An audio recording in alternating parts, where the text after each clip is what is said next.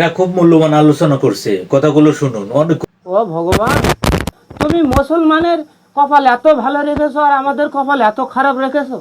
মুসলমান খাবে গরুর দুধ আর গরুর গোস্ত, আর আমাদের জন্য রেখেছো গরুর গু আর গরুর মুত। ও গোমাতা মা, মা গো, সেই সকালবেলার থেকে বসে আছি মা, একটু হাগু করে দাও আর একটু মুতু করে দাও, খাইয়ে চলে যাই মা, পেটে প্রচুর খিদা লেগেছে।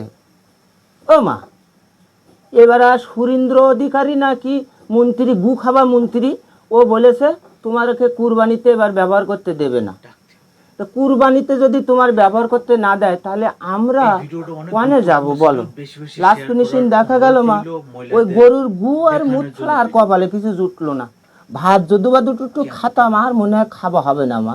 তুমি আমার উপর রাগ করিও না মা, একটুখানি হাগু করে দাও আর মুতু করে দাও, খেয়ে চলে যাই মা।